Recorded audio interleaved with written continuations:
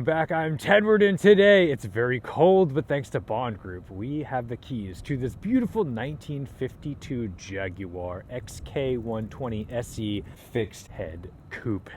Oh yes, the coupe is beautiful, and now we've driven the XK120 Roadster a couple times on the channel now. We've driven the XK150 as well, but boy, oh boy, to have the coupe is the fixed head coupe This is so sophisticated. It's a little more bad guy style because something about this just looks very bank robber-ish. Now, this one has, of course, a 3.4 liter inline six-cylinder. It's a large engine, and over the course of time, later iterations found their way into the E-types as 3.8s and 4.2s and all the goods, but they sound fantastic. And this to me is like collector Jaguar in its prime. And I'm sorry if I say Jaguar instead of Jaguar, because sorry guys, I'm an American, so you can make fun of me all you want, but we say things the way we say things. Although maybe I will call it a bonnet instead of a hood today. But check out the light design. What I love about the front end of this car is that you've got these big like rally lights in the center on the bumper, the headlights, but in addition to that, you also have directional markers and the fender mounted mirrors. So it's just like this terrace of stuff. You've got so much chrome going on. You've got light, and then the chrome mirrors from the front. Very cool.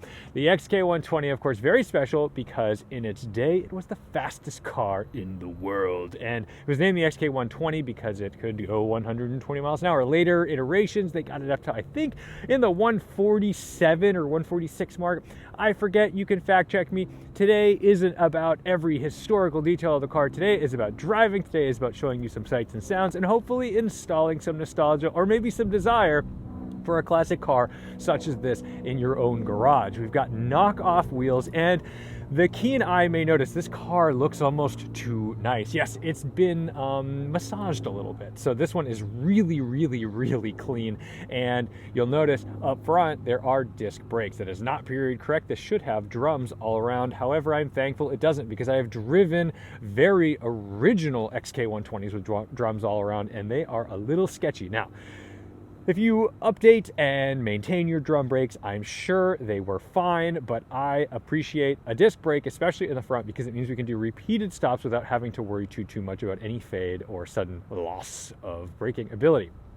It's in the 30s right now. It's very cold Fahrenheit, and I'm thankful that we're not doing this in a Roadster today, but let me just show you around a little bit. In the back, it's exactly as you remember it in the Roadster. We open this, we do have a prop. I'm not gonna do that right now, but there you go. You've got your big spare tire underneath with some tools and a hammer, of course, to get the knockoffs off the car. And let's take a look up front as well, because I love the way this closes and opens. Listen to this. It's really nice, very solid. In here, we've got this gorgeous red leather interior and, of course, wood everywhere with the center mounted gauges down here. That's our hood pull. And check out this. The doors, they go so far. It kind of scares you because you think, oh no, it's going to knock around and hit this fender, but it doesn't. But they do open more than 90 degrees, which I really think is cool. Oh yeah, up here, probably one of my least favorite hood designs because you've got to try to knock that prop out without hitting any paint and then shove it in there. But there you go, you've got your big 3.4 liter inline six. It looks like a monster. It's just such a sonorous, beautiful, and well-balanced engine. This one has an upgraded radiator, looks like electric fan. We like that because we do not want overheating Jags in our lives. And you can see the steering column going up there. Non-collapsible, so let's not get into any accidents because I don't really want that steering column going through my chest. So let's close it up and take it for a lovely wintry ride. Oh man, how cool is this? You've got your little Jag on the hood. Ooh, he's a little loose. He's a little loose cat. Something kind of wild about these cars is they actually wrap the rear leaf springs with leather to reduce the amount of squeaking. Now, I've heard there's even like old Bentleys where they had some kind of like oil injection pump that you could pump onto those leaf springs to prevent them from creaking and squeaking, which is just such a bizarre thing to think that you'd be pumping oil onto your suspension to prevent a noise. Now this one has a 5-speed gearbox. I believe it's a Tremec. It looks like a Tremec. The original gearbox, the Mossbox, does exist with the car. So if you're buying this, you are going to get both. And honestly, this is a treat to drive because it's really tight and just makes life a bit easier. So let's get it started. Starting sequence in the XK. Key on. Got our throttle here. We'll give a little bit of throttle, and there's our starter button.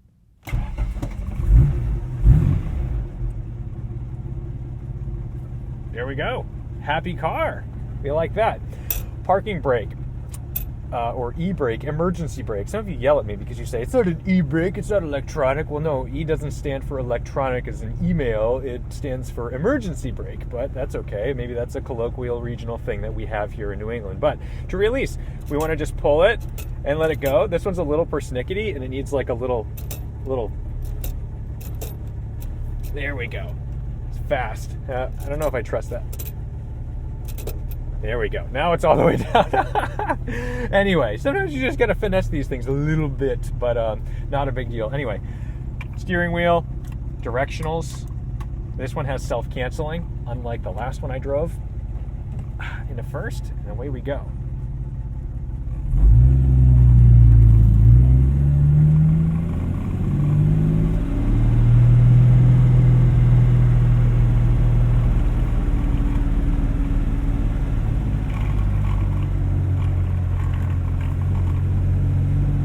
Steering is quite heavy, as to be expected. It's non-power assisted. Just get a little bit of heat into this gearbox and rear end and everything before we take it out on the road. So we'll just kind of cruise at low RPM in first.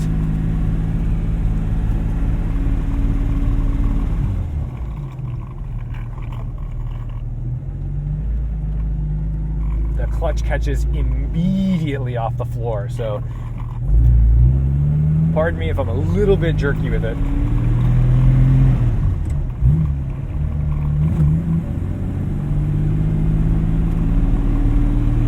We've got twin SU carburetors.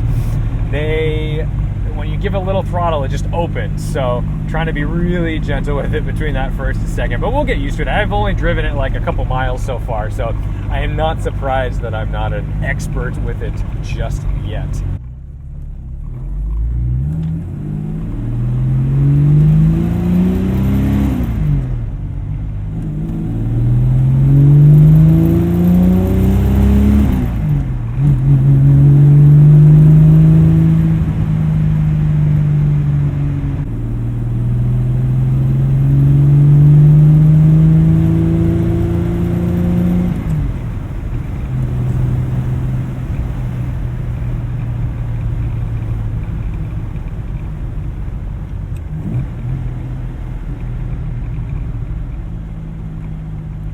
This one is quite a bit quieter than the Roadster we drove, partially because we're inside, we don't have the roof open, but also, we'll go nice and slow over this water,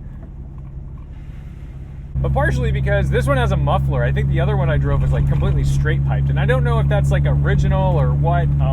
You know, the Jag experts can let me know if this is what it's supposed to be or not, but I know they were awfully loud cars, and this one seems a bit more quiet. I mean, it's certainly not quiet, but it's quieter, that's for certain.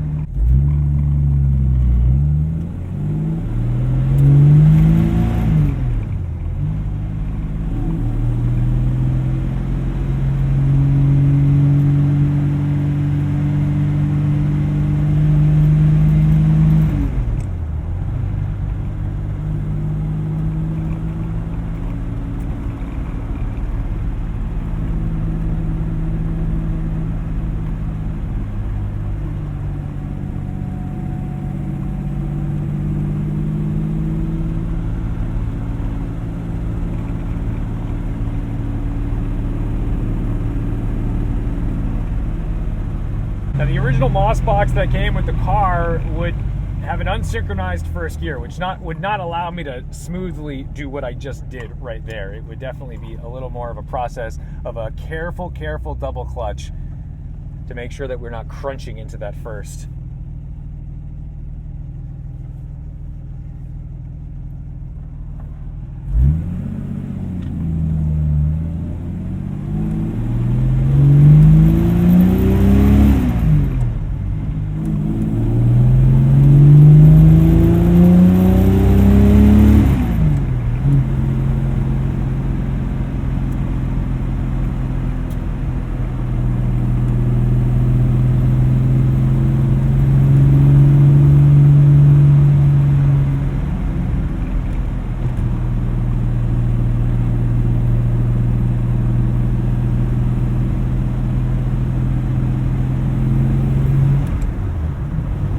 beauty of these cars is that they just function well. They're good cars. You feel everything through them. So like if you had to go and hammer a racetrack in one, you get every sensation to let you know what inputs are required. But not to mention the fact that just around town, although this is a really nice torquey, racy feeling engine, it's also really usable because I can throw it in fourth here and just kind of crawl along, and it's very happy to do so.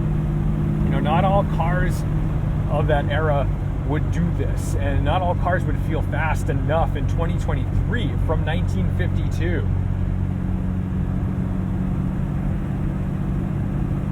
You know, when you first pull out of the garage, sure, you're like, oh boy, we're driving an old classic, and you gotta adjust to it a little bit. But this, I mean, it has not taken me very much time to just immediately adapt to this driving style.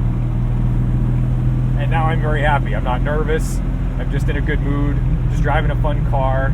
This one is called Lavender Gray.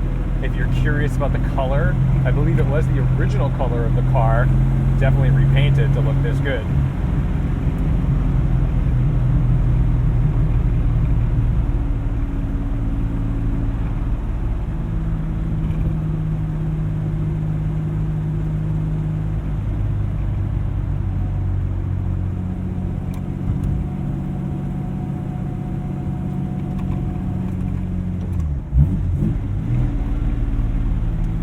Sometimes I give a double pump on cars where I'm not fully familiar with how the throttle's going to react. So if you're just curious, no, I'm not double clutching this thing. It doesn't need to be, but sometimes I just do a little double pump, and it just helps me as a driver familiarize myself with how this works. Wow, could not be a more different vehicle, a Rivian R1S.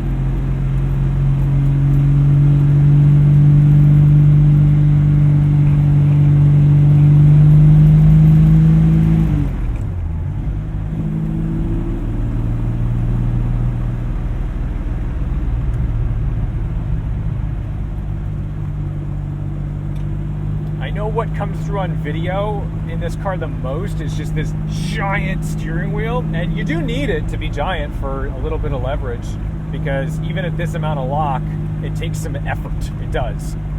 But I will tell you, despite the fact that it's certainly not fading away on your screen and probably taking up most of your attention, it's not the thing I'm thinking about the most.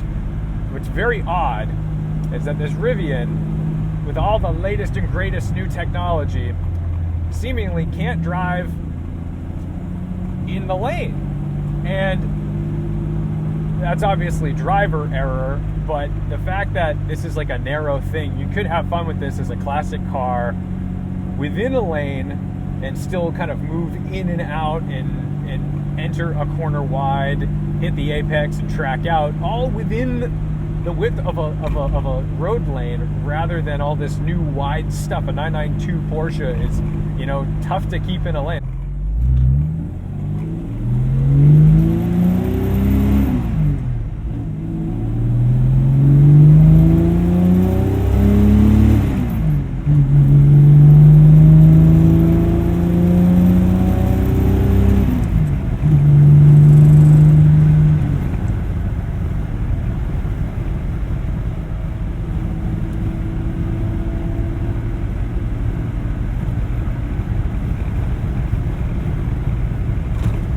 Gear, man, lovely. This is definitely the fastest I've ever been in. I think that's the fastest I've ever been in an XK120. It's like 65 miles an hour. No, it's not saying much, but you know, old cars are a little scary at speed. This one's handling pretty good.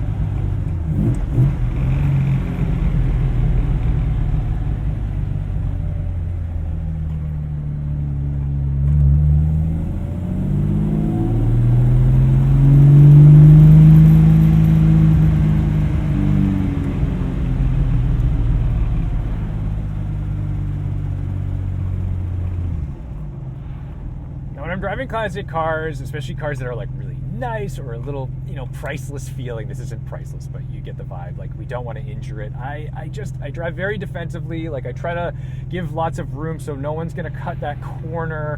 It's the little things, and you're just always kind of hedging your bet, which is always the most stressful thing about these kinds of vehicles.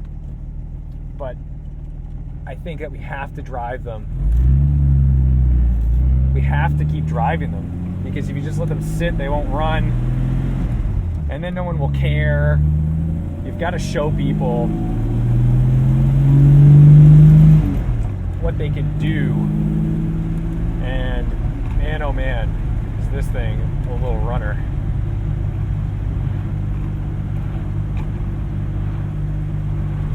And you think about it, between this and a Speedster from the mid-50s, completely different cars, completely different philosophy.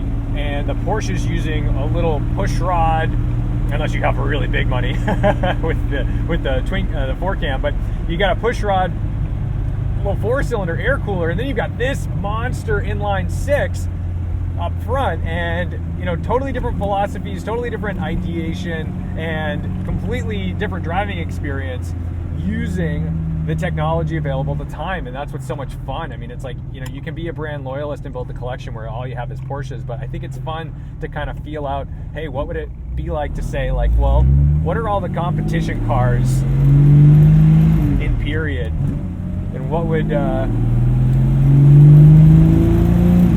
they be like to drive back to back? For example, the 1955 300 SL Galway, it feels like a spaceship, because when you drive something like this or a Speedster, then you drive the Mercedes. The Mercedes is so ahead of its time. It's so much easier to drive. It feels so much more modern than it has any business being, and that's always a big shock when people drive those things. So they go, hey, this isn't scary or intimidating, it's really easy.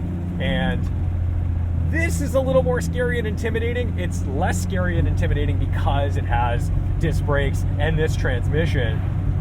And I think if you're going to take one of these cars and do a little bit of a restoration, you don't need to make it into a full hot rod and do some crazy thing, but if you just take some of the pain points away from it with a slightly more upgraded drivetrain, holy cow, really great. Maybe that's not the period correct thing to do. Maybe that's not going to win you any concourse events because you've changed something like that. But I'll tell you, if the Moss box is, for some people limiting in desire to drive, well, then change it. Keep the Moss box in a box and make your car drivable and fun and enjoyable. I promise it's not going to ruin the experience. So now I'm going to go bring this gorgeous XK120 back to Bond Group. Thank you so much for watching, liking, commenting, and subscribing. Don't forget to respect the drive, no matter what you're driving, whether it's an electric Genesis or a 1950s classic sports car. I'll see you in the next one.